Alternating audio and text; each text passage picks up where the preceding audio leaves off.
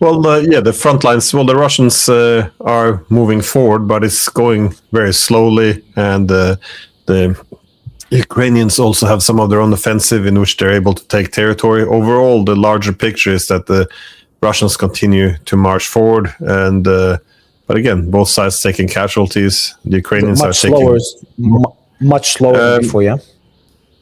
Yeah, well, it some of the momentum appears to have slipped. So at least that's the impression I'm getting. But this could also be reversed quickly, because the Russians are, in some areas they're doing well, and the main target for them is Donetsk. And if they're able now to envelop essentially Slavyansk and Kramatorsk, which are the two main cities there, and they're moving towards this. That's pretty much the end of Donetsk. Then they have all of Donbass, which is Lugansk and Donetsk. If this is the case, then that removes one of the most difficult aspects of a negotiation, because the Russians have demanded that the Ukrainians vacate this area, because they say this is Russian territory. But it's very hard for the Ukrainians after 4+ years of fighting to leave well defended cities to Russia, which they consider to be their own. So it's very painful concession to ask of the Ukrainians. So it might be easier once they're actually being pushed out of these cities. So again, Putin made a comment. He thinks the war is coming to an end, possibly because he sees the capture of Donetsk in the near future. But I think for me, the most dangerous aspect of this war is how it became internationalized, how it's spreading, and again, it should be uncontroversial, because the main reason why countries often don't send weapons to countries at war is because they become participants. And we've seen now for more than 4 years the NATO countries gradually escalating from the beginning, when the Germans only wanted to send helmets because they didn't want to be participants. Yeah. You and I talked about how Biden said that F-16s means World War III. The NATO, they crossed all of this a long time ago, and at every step, the Russians had a dilemma. They could either retaliate against NATO and face and risk world war, or they could let it go and only strike it back against the Ukrainians, but then embolden NATO further. Now, of course, the voices in Russia were saying, we have chosen wrong. We've been emboldening NATO. We should have struck hard back right at the beginning when NATO began to do these things. They are winning the argument now. And as you said, people like Karaganov, he wrote speeches for Brezhnev. He advised Gorbachev, Yeltsin, Putin. He was actually head of my department when I worked in Moscow. And he's also the one who convinced Putin to lower the threshold for the use of nuclear weapons in the Russian nuclear doctrine. And now I heard from also Dmitry Polyansky, who's the Russian representative to the UN. Now as he's at the OSCE. I'm actually talking to him as well on my channel in 2 days from now, and he's also suggesting that it's not if, it's when we retaliate, because the Europeans have now crossed the line, and that's on the weekend now. We had this massive attack on Moscow, and we have to be honest. This is all these attacks deep inside Russia, these are NATO weapons. They are NATO war planning, NATO intelligence, NATO target picking. They have NATO contractors. It's they are as deeply involved as they can be. And at the same time, now you're seeing you have European governments now saying very openly, what is our objective? Well, we want to bring the war to Russia. We want to destroy their energy infrastructure. And how do we do it? Well, we're going to start to mass produce long-range weapons to strike deep inside Russia. So we said what their intent is. We want to bring the war deeper into Russia. We're producing the weapons, and we will participate in using them to attack Russia. All of this, and if anyone says, well, this sounds like crazy, this is how you end up in the World War III, those people will immediately be pushed aside. There's no room for this kind of debate or talks in Europe. Everyone has to be gung-ho for war. Everyone has to pretend as if this is not us participating in the war, that we're attacking Russia. So there's a very weird mood in Europe these days, the reluctance to accept the world as it is. I mean, imagine when the Americans and its allies attacked Iraq. Imagine if the Russians would then begin to target American soldiers in Iraq. That would be one thing. But beginning to send missiles into the U.S., bombing American cities. I mean, it would be it would be a declaration of war. You're saying Europeans said they want to fire missiles themselves into Russia? No, not themselves. They say they will mass produce long range weapons, and they've already stated that the goal is to bring the war to Russia. And but I have a question. I have a quick question on that. Can I make the same argument that if Iran is using Russian missiles and drones to strike American targets right now in the conflict, wouldn't that be very similar? And they're using intelligence from China and Russia. Isn't that the same thing? Well, then Russia is becoming a participant in the war. People said this as well. Like, okay, well, No, what does this mean? Yeah, I know. No, that's, but that's it. No. Well, I was hoping you'd correct me. No, well, it's not black or white. I mean, is North Korea participant in the war in Ukraine? Well, yes, they're sending soldiers. They're fighting there with the Russians in Ukraine. Of course, they're participants. I mean, but it's not always, black or white. You do have different shades there. To what extent? So, for example, the Russians, they wouldn't want to use their own missiles or drones to hit American troops, probably, but they would give the intelligence to tell the Iranians where they are. And so I think they moved cautiously, and that's what NATO did in the beginning as well. They did cautiously, but then they noticed, there's no reaction from the Russians. They're not hitting back. So then there's more and more powerful weapon. They become more and more bold in terms of the targeting, and that's where we are now. And now essentially the people like Karaganov, who in the beginning, he was making the point that in the beginning he was saying, listen, we need to restore deterrence. We have to essentially drop a nuke on the Germans, and then the Europeans will wake up. And a bit like the Cold War, when we knew better that you don't bomb Moscow. I mean, this is crazy. But he said that then he used to be in a small minority. Now he's leading the vast majority who says this is enough. Now it's time to strike back at Europeans. So no, I'm very convinced the Russians will retaliate against Europe. And when would this be done? No, I think it's a good timing now. The Americans are overstretched. They are stuck in Iran. Trump already made enough statements about the Europeans not helping him out in Iran, so they're on their own. I mean, it is a good timing, sadly, and I say that as someone who's sitting in Europe. So no, we're walking towards where again? war. Where were you in the Nordic countries? No. Yeah, I'm in Norway now. Norway, yeah. Yeah. I have a place in Australia. If you're. Yeah, we both might need to go to Australia, man. I'm in the UAE and you're in Norway. We both might need to go as far as possible to Australia. I took over a flat there, 5 days ago. So I'm. You do have a place in Australia? Yeah, Sydney. So I just we bought it, but in Australia you need solicitors and all and it's a long process. So we bought it like a month ago, but we only took it over 5 days ago. So we're planning to go into exile. Are you being serious?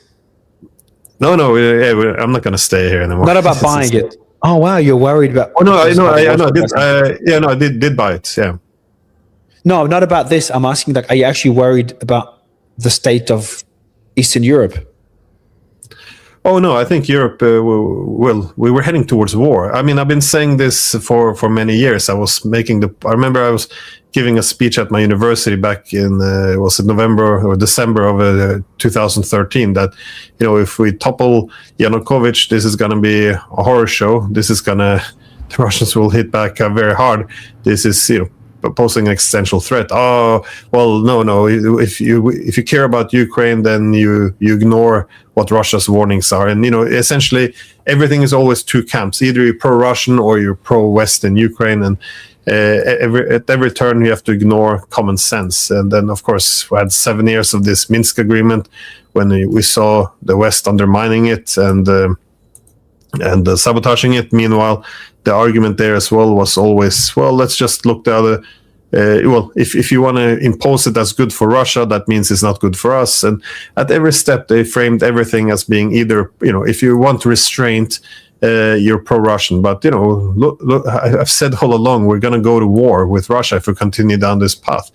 Then, of course, 2022, it begins with these smaller little weapons. So let's send, some javelins. We begin with this in 2017. And look where we are now. The Europeans, even without American clear backing, talking about mass producing long-range weapons to strike deep inside Russia. The Russians are going to hit back. It's I make this point, and in Europe they consider this to be they call it pro-Russian argument, that Russia will retaliate. So we have this mentality in Europe that if you're really patriotic and you're pro-European, you just tie a blindfold on yourself and pretend everything is fine. No, I think we're going to war. It's we're not going to win this, because you can't defeat the world's largest nuclear power if it thinks it's facing an existential threat. If the Europeans are successful, it's going to be nuclear weapons on our heads. So we're going somewhere very dangerous, I think. And but again, it's been this slow incrementalism now since 2014, and it's like, where else is this going to go? Every month there's a new escalation. The Europeans and the US decides to take it a little bit further. How long can this go? Why not continue it on the battlefield? If Russia's winning. Yeah, if the Russians are winning and they're advancing, why not keep advancing, keep winning that way? Why escalate and risk a broader conflict? I'm not saying Europeans are not escalating, but I'm saying why not continue the current warfare as is now? Well, that's been the logic. The Russians are saying, well, we're gradually, incrementally grinding down the Ukrainian army. We're grinding down all the weapon storages, which has been emptied across NATO. The European economies are going down. The public is losing their support for the war. So all the indicators are looking well. However, the problem is that the Europeans will not put an end to this war. They will continue to fight it because, well, they're fighting it with Ukrainians. So for this reason, as things go south on the battlefield, the Europeans will do the predictable thing. They will escalate to compensate for the losses. And now that's happening at a time when the US is pulling back as well. So you have this very dangerous scenario. The Europeans are escalating, the Americans are pulling back, and the Russians are in desperate need to restore their deterrent. So we have the perfect recipe now for a massive war, which is why I think it's coming, unless there's a big change. That's what I want to ask you about. By the way, there's just been a shooting in California in the Islamic Center of San Diego. 2 people have been killed, multiple others injured. I saw footage of someone just in a pool of blood that we can't play on YouTube.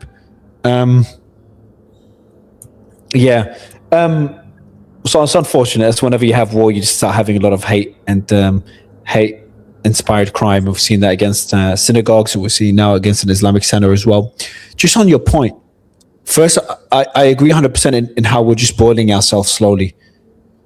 So many unthinkable things have become reality, and look where we are now. A regional war in the Middle East, almost a regional war in Europe, depending how you want to define a regional war. But I wouldn't say it's the same as the Middle East. And the war drums on Taiwan, and China escalating the rhetoric there, and Trump now talking about Taiwan not declaring independence and maybe using Taiwan as a negotiating chip.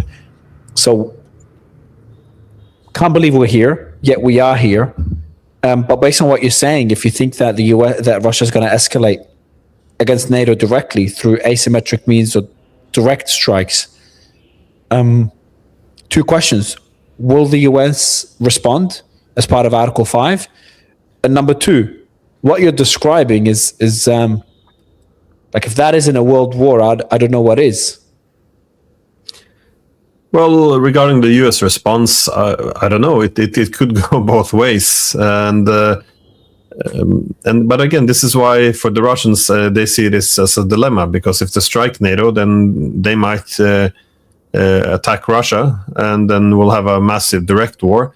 On the other hand, the Russians, they can't accept a scenario or situation as we have now, when the Europeans and the Americans can just attack Russia at will and just do it through the through the Ukrainians, and then only have a one-sided war. So I think they're leaning more now towards the argument that, well, they don't have any war objectives besides restoring their deterrent. So it's not as if they're going to conquer the Baltic states or occupy Poland or something. All they need to do is hit the Europeans hard, and then make it clear that if they continue firing at Russia, then the Russians will retaliate. This is the direction we're going, though. So I think, again, that's why it's a dilemma. I think for the Russians, neither of these two options are very good, and that's why they previously favored the first one. But there's been a shift now, and I think. Does the world understand they're weakening each other and just letting China dominate? All of them, Russia, Europe, US, Middle East with the split in the Gulf, etc.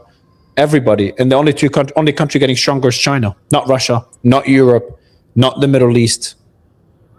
It reminds me a bit about the 19th century. Then you had, the British and the Russians locked into this rivalry, and they think that the world will always focus around them. And at the same time, you see the emergence of these other centers of power. You have the Americans growing, you have the Germans, you have the Japanese.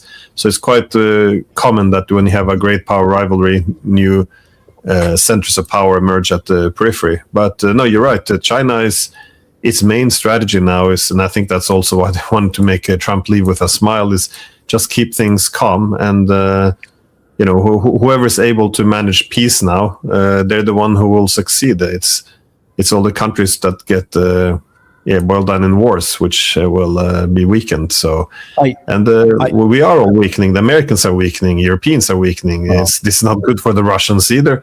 If Iran will have some benefits as it wins the war, that it can get out of the sanctions and all this. But of course, they're taking a lot of punishment, a lot of destruction going their way as well. So, in relative terms, the Chinese are the only one doing well now. Are you worried about a world war? Yeah, no, I think everyone should be. That's one of the frustrating things in Europe now. I think one of the problems when you have a war going for so long is that the war propaganda, which has been going for so long, it's people become indoctrinated. They don't see. They think now fear of world war is appeasement, essentially, and that's what the kind of rhetoric you've seen from the Europeans during the Cold War. We recognized that the nuclear deterrence was what was going to prevent a major war. Now they call it nuclear blackmail, and they consider it immoral to worry about it. So if someone says maybe we should avoid make sure we don't provoke a nuclear war, then the argument is always, well, then we allow Putin to use his nuclear weapons to bully others and use it for blackmail. So this is kind of the new language there is, which is the immorality of respecting the nuclear deterrent. So no, it's that's why there's a need to put an end to this war quickly, these wars, because the longer these wars go on, the more they will escalate. And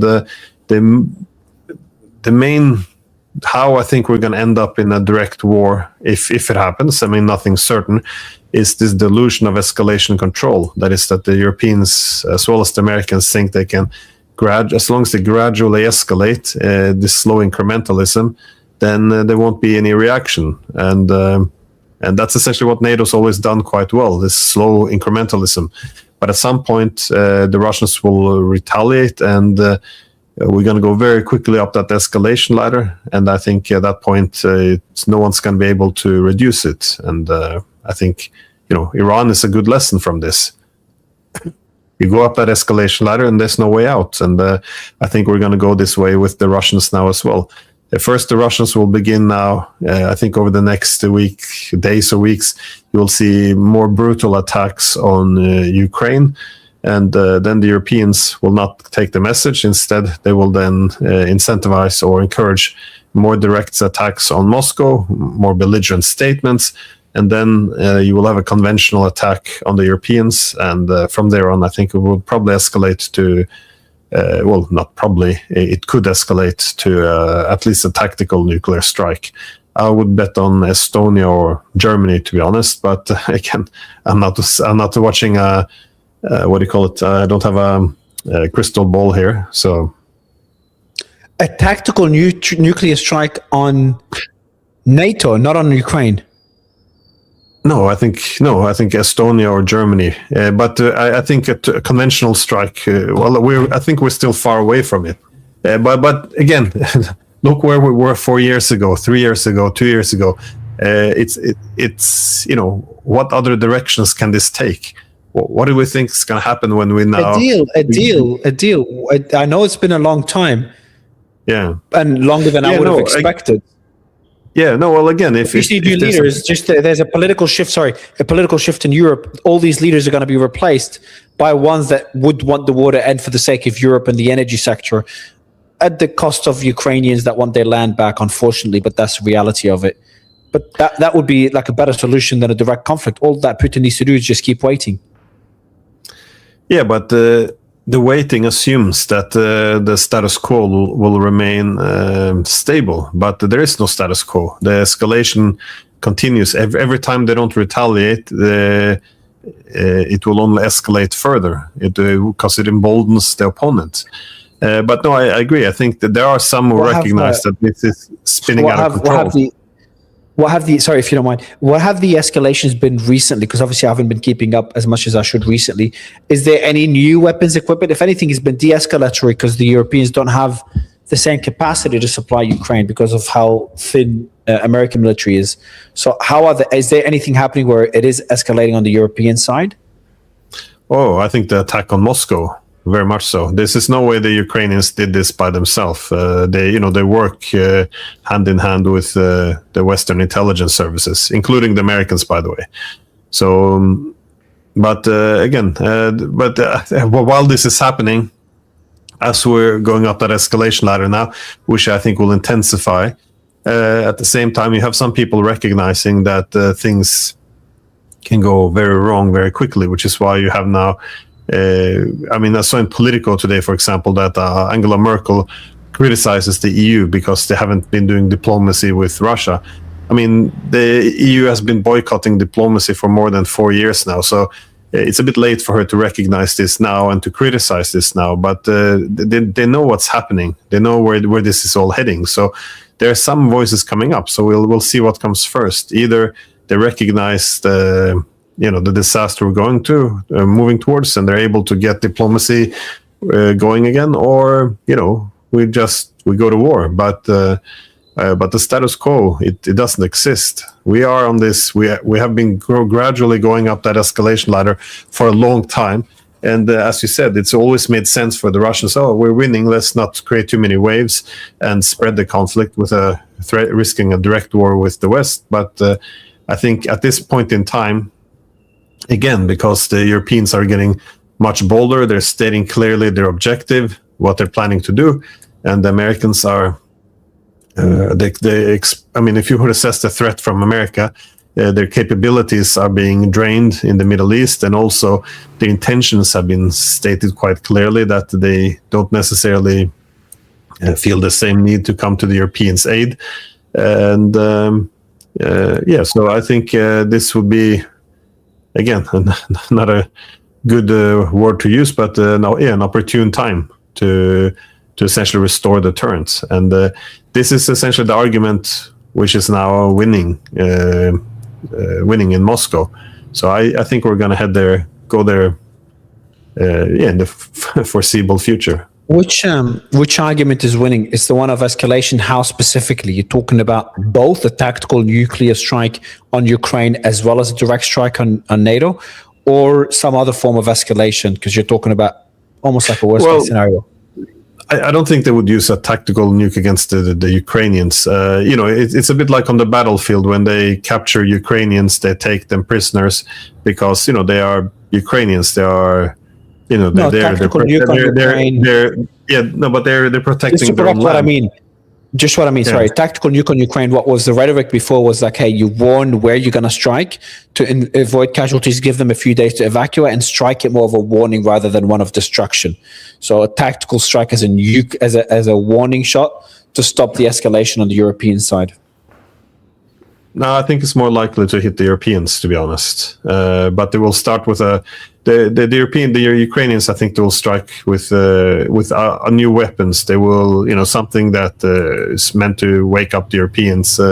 But it would be, Reshniks or other new weapons they would introduce. So they will start with introducing new weapons. They will do more heavy strikes on Ukraine, and then they move into a conventional strike on the NATO territory. And after this, I think the next step going up the escalation ladder will be tactical nuclear weapon, which is again very different from a strategic nuclear weapon, which is meant to wipe out cities. This is essentially a big boom, but not a limited destruction. More that we cross the red line. It's more of a warning shot. Correct? Yeah, that's correct. But again, I think what's more likely, the US and or Israel using a nuke against Iran, or Russia using a nuke against NATO? Oh, I think that's a good question. I think Israel probably would be number one on that list because if it looks like the US is preparing to pull out and accept defeat, this, for the Israelis, if they say Iran is an existential threat, it's not that far-fetched. The Israelis do have some major problems. They have huge divisions within their own society. They have Iran, which is seen as their main enemy, who would do anything they could to help to, end the Jewish state. So I think, it's they might see this an existential threat, and they would use a nuclear weapon. It's not unthinkable, but I think it's much more likely than the Americans using a nuke against the Iranians. And then 6 months later, me and you are talking about Chinese threats to nuke Taiwan. That's how the world is heading. We're like, both of them turn out to be less of a risk than China using a nuke against Taiwan. I know it's unlikely, but I'm just saying, what I mean is that the world is just so unpredictable. And well, here's the problem. You have this big, great power compromises, establishment of new world orders, new systems after major wars. You got it after the Napoleonic Wars, you get it after World War I, you get it after World War II.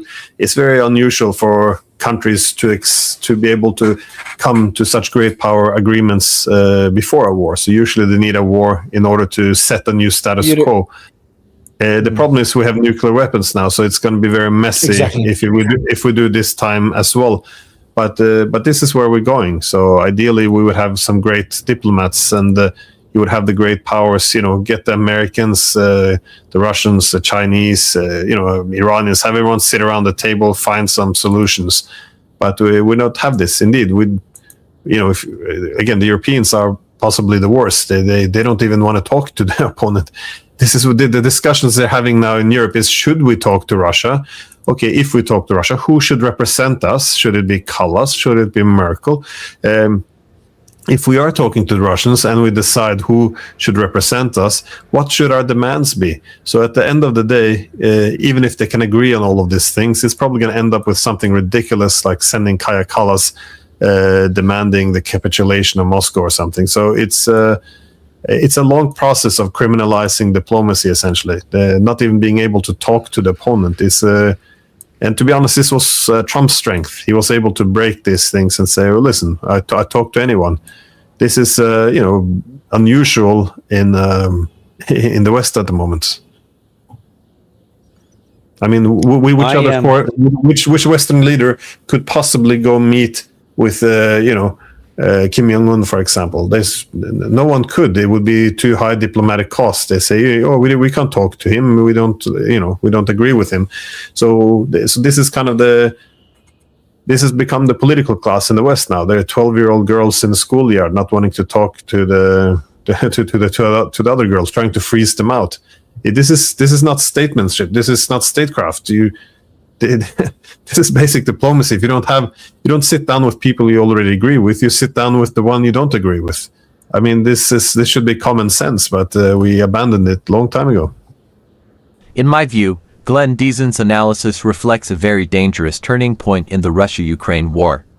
This conflict is no longer just about territory, it is increasingly becoming a broader geopolitical confrontation between Russia and the West. What stands out most to me is how many of the previous red lines are disappearing. Ukraine is now carrying out deeper strikes inside Russia, while Russian strategic voices are openly discussing stronger responses, including possible actions against NATO-linked infrastructure. That shift in rhetoric alone shows how serious the situation has become. I also believe the current global context matters a lot. The United States is dealing with multiple crises at once: Ukraine, the Middle East, tensions with China, and domestic political divisions. From Russia's perspective, this may look like an opportunity to increase pressure while the West is distracted and overstretched. What concerns me most is the normalization of escalation. Discussions about tactical nuclear weapons and wider regional confrontation are becoming more common, which increases the risk of miscalculation between major powers. Overall, I think the war has entered a far more unstable and unpredictable phase, where the danger is no longer limited to Ukraine alone, but could eventually impact global security as a whole. Compute faithfuls.